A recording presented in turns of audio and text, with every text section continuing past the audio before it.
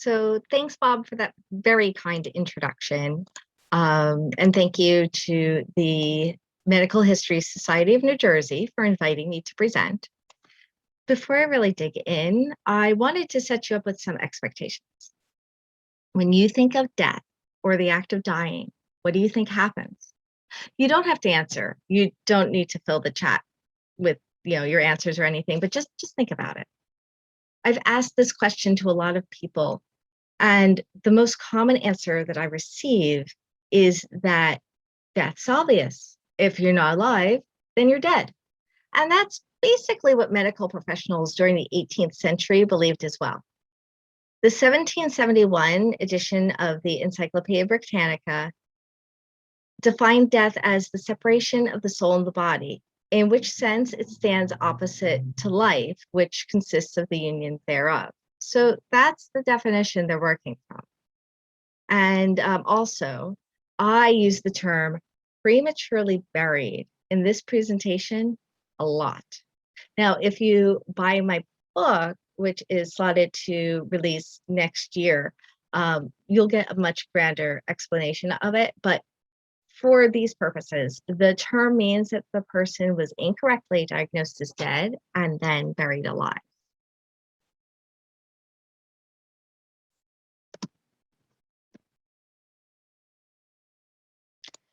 Throughout history, the understanding of death was dependent on the understanding of human anatomy and physiology. Great strides were made in these subjects during the 16th century, in large part due to the work of this man, Andreas Vesalius. Vesalius had a different way of studying than the physicians and anatomists and surgeons and medical professionals before him.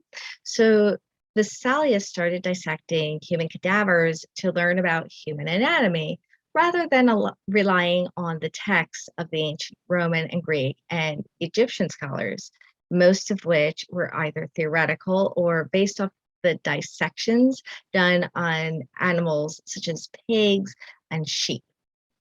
Over his lifetime, Vesalius had served as the professor of anatomy at the University of Padua and the royal physician to King Philip II. Now, despite earning the unofficial title the father of anatomy due to his prolific nature, the prolific nature of his studies, his career came to an abrupt halt in 1564, and that's really why I'm bringing him up for a talk on the 18th century. Officially, the story is that he asked for permission to go on pilgrimage to Jerusalem and died on the way back. But the myth associated with the end of his career is far more fascinating. So the medical library of the National Library of Medicine down in DC has a copy of a letter. And this letter is from 1564, and it states that a man of noble birth had died, and the family donated the body to Vesalius to use in his anatomical dissections. When Vesalius broke into the chest bone, he found the heart still beating, and the young man died soon after. And the family, they weren't happy about this, and they called in the Spanish Inquisition to try Vesalius for murder. King Philip II interceded and sent Vesalius on pilgrimage to atone for his mistake, and Vesalius's ship went down on his way back. Although the latter story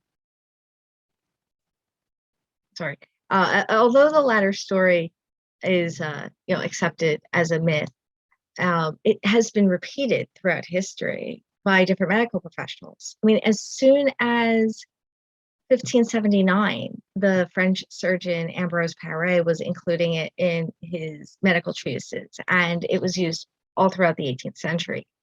And it's important that the story exists, not that the story is true. So the idea that somebody could be misdiagnosed as dead and given over to the doctors and then, prematurely dissected, and that the horror of this could destroy somebody with a career that was so promising and so prolific as Vesalius was almost like a warning to the medical community of what could really happen. And it was, so the story is the interesting part, not the truth of the story. During the 17th century, the study of human anatomy continued, like medical study does. And William Harvey proved that the heart pumps blood and circulates it around the body. He believed that the heart supported human life.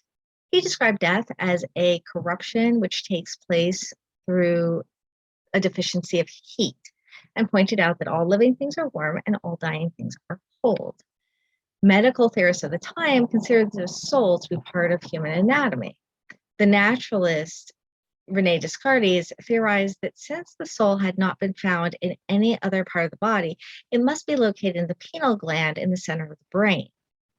He believed the soul was responsible for causing the body to sense and react to the world around it.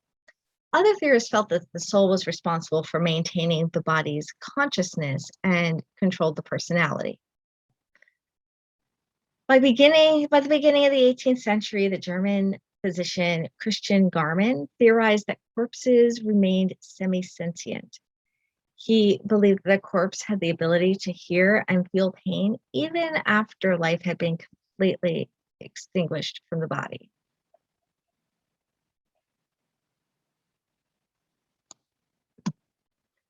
Historically, the overarching goal of the advancement of medical theory has been to keep people alive, and that was also the case in England during the 18th century. The predominant physicians in London were especially interested in gaining a better understanding of anatomy and physiology and the mystery of death. In the beginning of the 18th century, the Stamford Mercury reported that an earl had been given over by his physicians, which occasioned the report of his being dead, but he's now said to be a little better. In 1732, the Scottish surgeon William Taussig was asked to assist on the revival of James Blair. Blair had been working underground as a miner, and he fell unconscious due to being suffocated by nauseous steam. When his body was brought to the surface, Taussig observed that Blair's coloring was healthy, but his skin was cold and he couldn't detect a pulse or any breath. So by holding Blair's nose cold and blowing strongly into his mouth, Taussig was able to make his chest rise.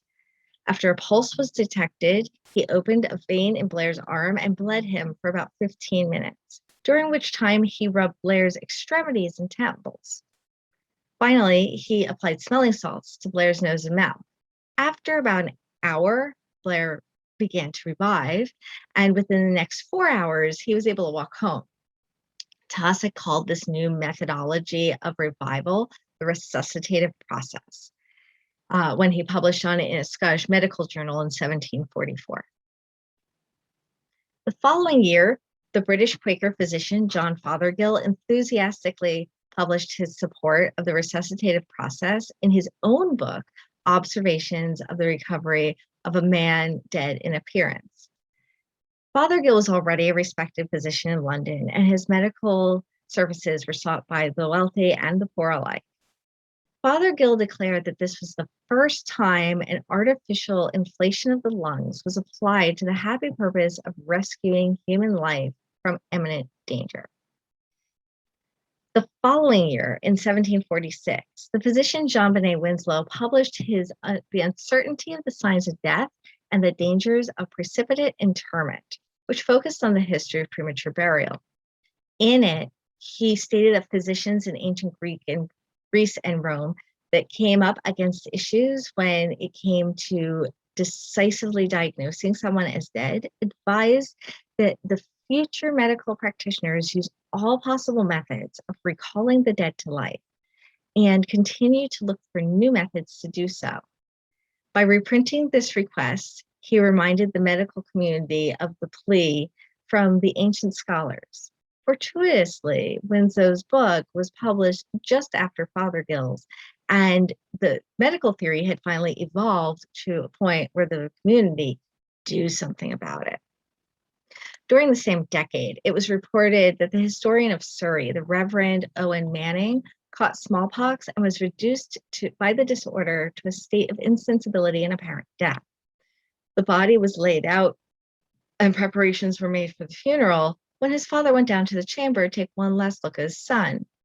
He raised Manning's body from its recumbent position, at which time the vitality returned, after which he was restored to full health.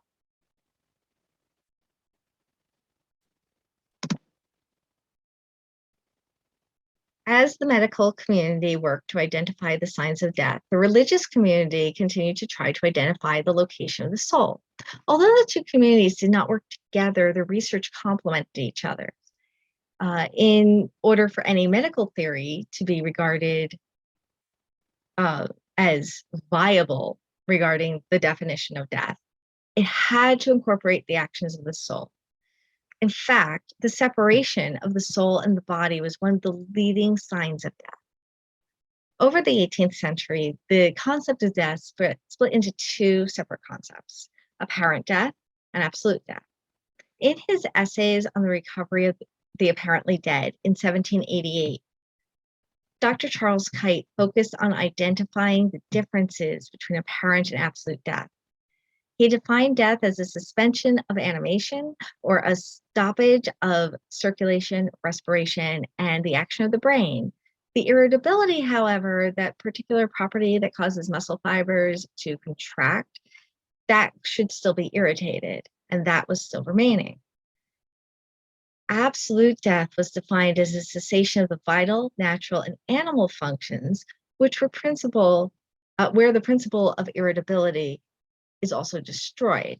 Now, he was using the term principle of irritability to define the soul. So to him, the difference between being apparently dead and being actually dead was this fine line of, if the soul remained or not. Doctors during the 18th century identified at least 11 different signs of death prior to what they considered to be the ultimate sign of death, putrefaction. The chart represents the prevalence of these signs from a small sampling of the scholarship at the time. Cursory research showed the most prevalent signs and symptoms of death were the cessation of automatic functions, no detectable pulse, no detectable respiration, and the separation of soul from body. So in modern terms, that's the cessation of the brain, heart, and lung functions, as well as the disappearance of the consciousness and the personality. In 1800, an innkeeper had apparently died and was declared dead by medical professionals. The next day, he was enclosed in an oak coffin and deposited in a chapel until the funeral was to take place. Some of his neighbors heard a noise in the chapel and ran in. They found the poor man bathed in his own blood and being really dead, having, it appeared, made the most violent but ineffectual effort to break his coffin.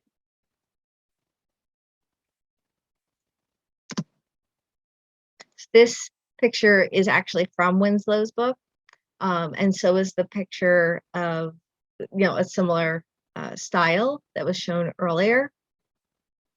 So there were several diagnostic techniques that a medical professional or an aware citizen would have at their disposal in order to test for death. Basic tests for death attempted to elicit a response based on sensory or automatic body functions. So respiration was tested by putting a mirror or a piece of glass up to the person's nose or mouth to see if it fogged. And the olfactory sense was tested by holding a pungent scented item under a person's nose. Early circulatory tests were done by blistering or burning the skin in order to stimulate blood to see if the person would react to the intense pain. If the person responded to any of the tests, they were considered to be alive and they were treated as though they would recover. Recovery treatment included bed rest, keeping the patient warm, and stimulating their arms and legs to aid blood flow and muscle movement. However, if the patient didn't respond to the stimulation test, they were assumed to have transitioned into a state of absolute death, at which time burial process would begin. Now, it's easy to wonder if any of these tests for death were actually used. The same tests were reported across Western Europe, indicated that they were used extensively, plausibly because they yielded accurate results. More definitively, in 1997, a team from Mediterranean University studied 200 human skeletons that were removed from a mass plague grave in Marseille from the outbreak of 1722. Two of the skeletons had bronze pins embedded in the bone at the top of their big toe. Based on the placement of the pins, the team hypothesized the pin had been introduced under the big toenail. The presence of these pins helps give validity to the idea that the rest of the tests of death for death were also practiced.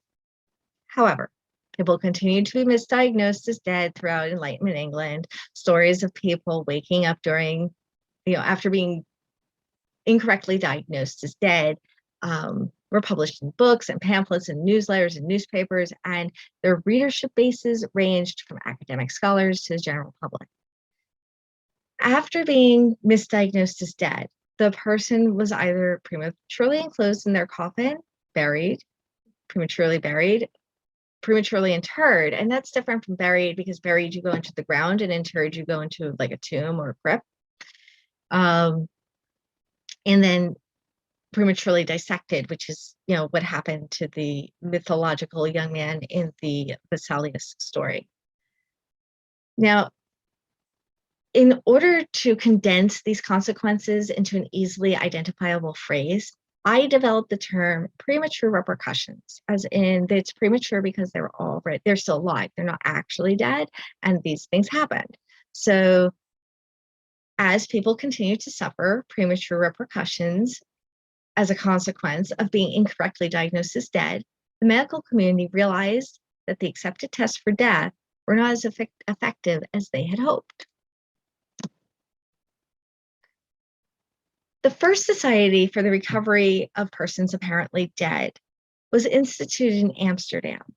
The group focused on ways to use the resuscitative process to revive people who had stopped breathing, specifically due to suffocation from humidity in the mines, strangulation, choking, stifling, drowning, etc.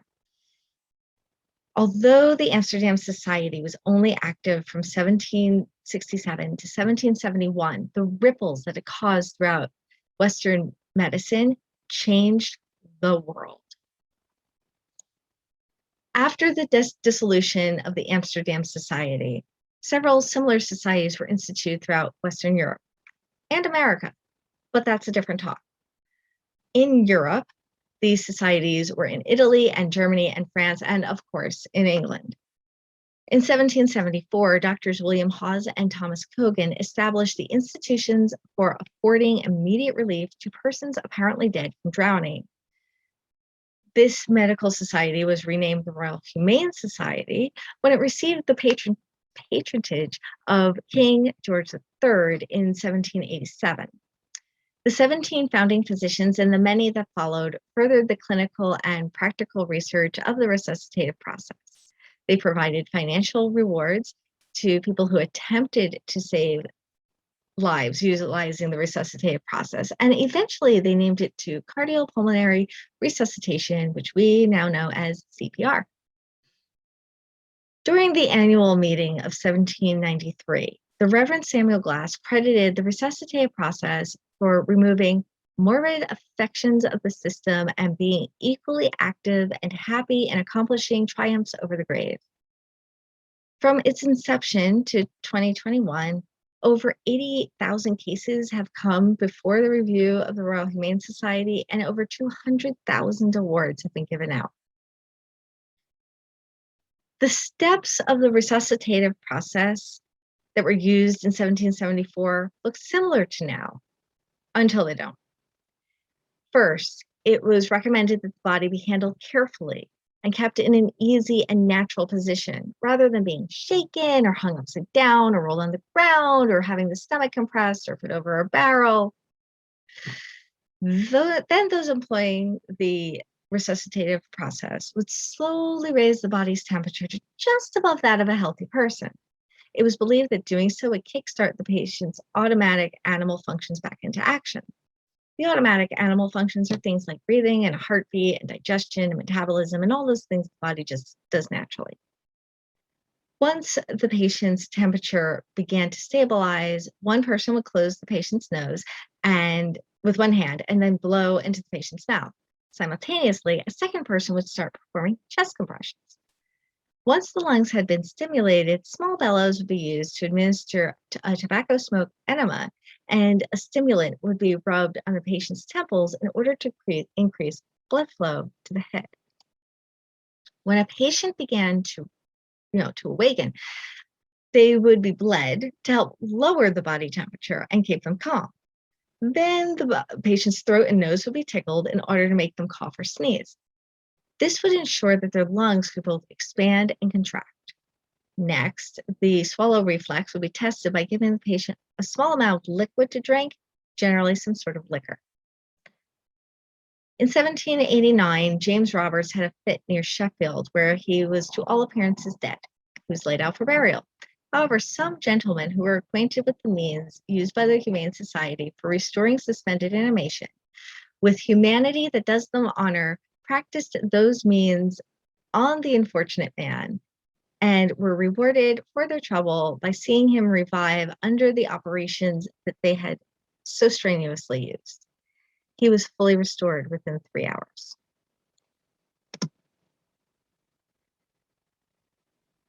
The medical community was not the only group to respond to the incorrect diagnosis of death. The public was also aware, so the public also responded. And they were so aware of this incorrect diagnosis that it actually worked itself into the funerary practices. The wake had come into regular use during the 14th century. Families would lay the person in their coffin and put it out in the main room of the house so that people could watch them as they paid their last respects. So modernly we have like the wake and then the repast. Well, they did it all at the same time. So food and drink would be served and people would socialize around the body while keeping an eye on it in case the person woke up. Winslow had reported that he saw a woman who had woken up and gotten out of her coffin while it was still near the house. And she was sitting in a chair by the door, wrapped up in her woolen shroud. In 1778, William Cowherd showed signs of death and was tested for death by having a mirror held to his nostrils to see if he was breathing. Once pronounced as dead, he was laid out to be viewed. His brother, having read Mr. Hawes' address to the public, insisted that the body should be put between hot blankets and in a room that was being kept warm. After about 5 hours, Cowherd let out a groan and the other signs of life appeared. A very weak pulse was soon after observed, and he was gradually restored. There was a 3 to 5 day waiting period before people were buried. This was in part to give time for the wake and also for the grave to be done. This also gave the body time to either decay or not. And if it did not decay, it gave the family some time to reconsider burying the body. They say it that way for a reason. In 1729, the daughter of a milkwoman was buried alive. Some of the people at her funeral thought that she looked fresh and took a looking glass and applied it to her lips, and they fancied that they perceived a dew on it as if from breath. But the mother mocked and reviled them and swore that she should be buried, and so she was.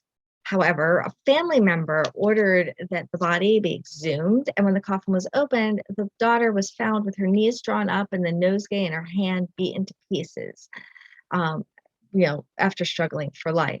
A surgeon was called to bleed her, but she was already dead. In addition to the wake gaining some time before the body was enclosed in the coffin, there are also inventions created to alert the living person in the coffin was actually alive. So these are 2 separate types of safety coffins. The one on the left is the Eisenbrandt life-preserving coffin, which was supposed to be used in cases of doubtful death. Now, the in cases of doubtful death is actually on the patent. Patented in 1843, this coffin allowed a person who was prematurely enclosed to free themselves without assistance, as long as they awoke prior to burial. The company described their corpse ejection system as superior to other safety coffins that were on the market.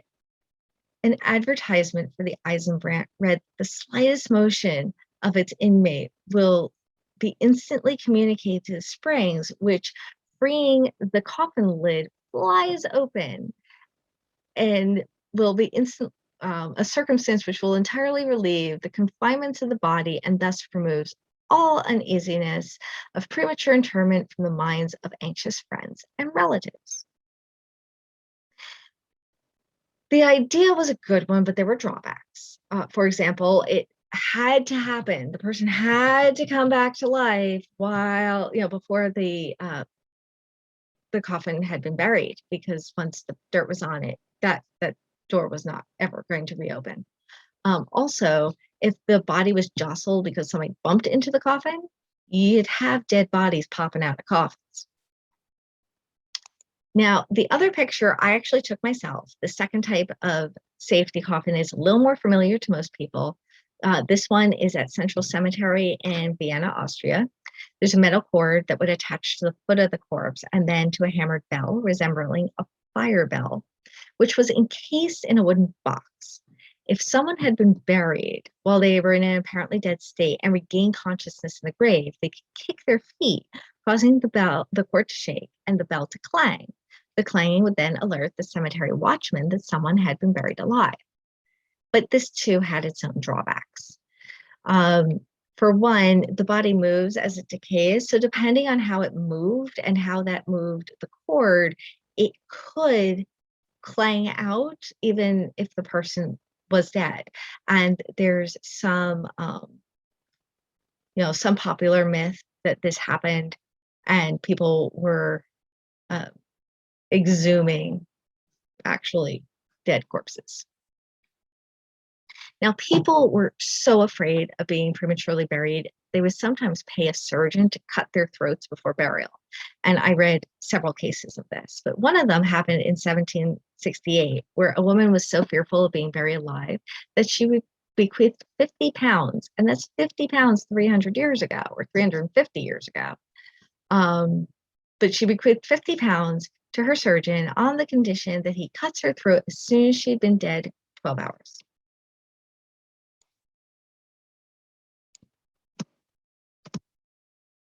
Finally, one of the most interesting social responses to the ambiguous definition of death came in the form of literature. Beginning at the turn of the 18th to 19th century, British literature started to be written about the dead who didn't stay dead, vampires. Vampire literature, the Romantic period, relied heavily on the stories of reanimating corpses, fears of premature burial, and the continually ambiguous signs and symptoms of death. The narration and plot lines of vampire fiction were extracted from folklore, as well as the social and medical realities of the 18th century.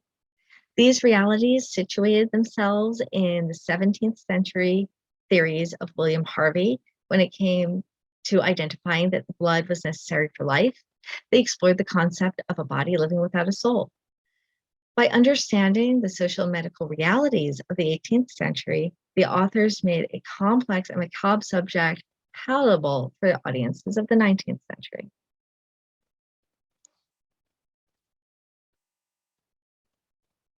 Due to the work being done by the medical community, the stories being published in the British press, and their own experiences, the public were aware that people were being incorrectly diagnosed as dead and suffering premature repercussions.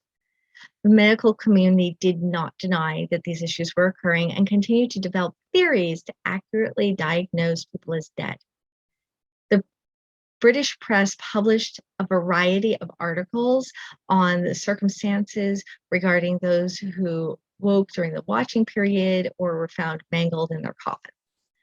They reported on the use of the resuscitative process to awaken people who appeared to have died due to suffocation, strangulation, or drowning. With each story, the British public were able to read about the horrible repercussions that befell these people who had the misfortune of being improperly diagnosed as dead. I want to thank you all for attending, and I'm just going to cut it here because I wanted to leave plenty of time for discussion and questions.